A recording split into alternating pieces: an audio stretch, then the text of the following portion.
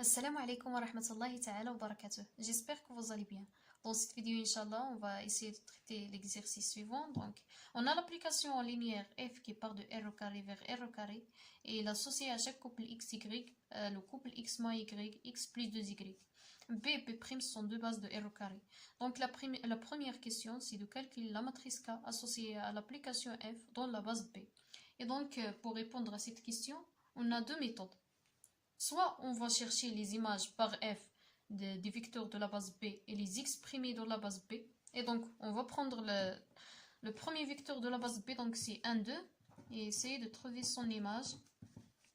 Donc f de 1, 2 égale à, donc le 1 c'est x et le 2 c'est y. Donc x moins y, c'est-à-dire 1 moins 2, c'est-à-dire moins 1. Et x plus 2y, donc 1 plus 2 fois 2, donc 6, 5.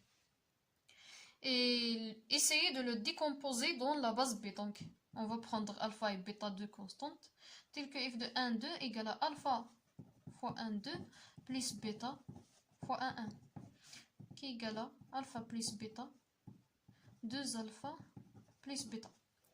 Et maintenant, par identification, on a alpha plus bêta égale à moins 1. Ceci implique que alpha plus bêta égale à moins 1.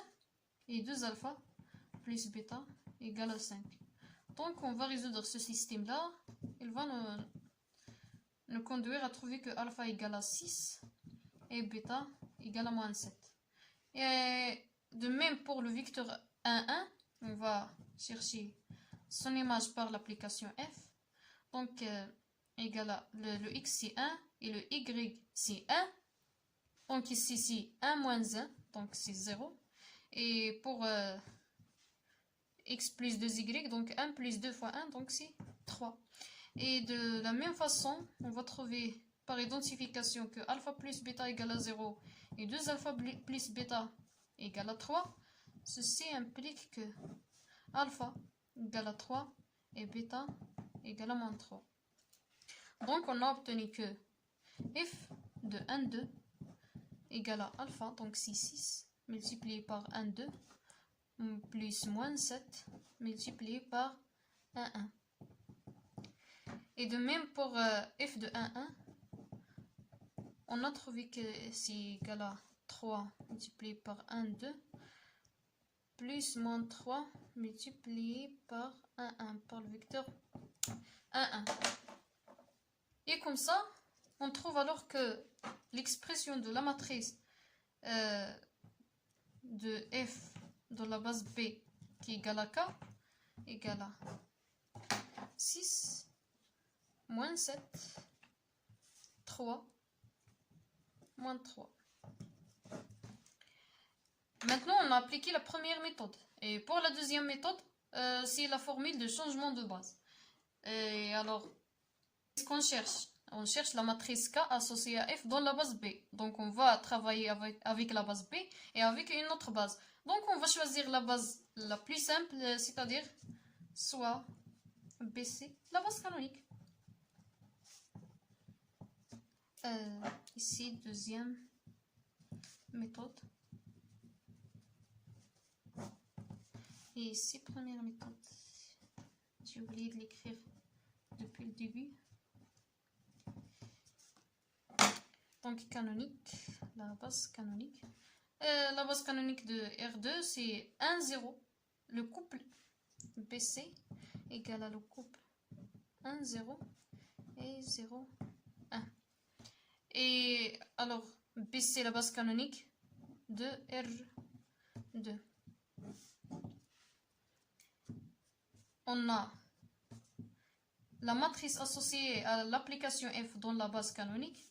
Ce n'est que ici 1, ici moins 1, ici 1 et ici 2. Et donc, on a la matrice de passage de la base canonique à la base B, qu'on va la noter P égale à, donc, ici 1, ici le 2, 1, 1.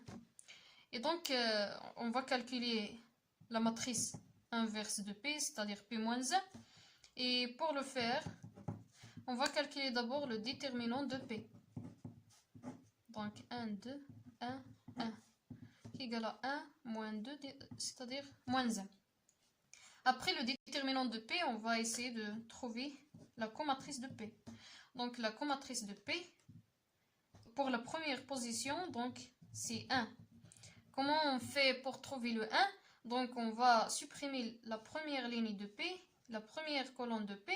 Donc qu'est-ce qu'il reste? Donc 1 multiplié par moins a à la puissance et plus G, et ici 1, G c'est 1, donc 1 plus 1, 2, moins a à la puissance 2 c'est 1, donc ici le 1.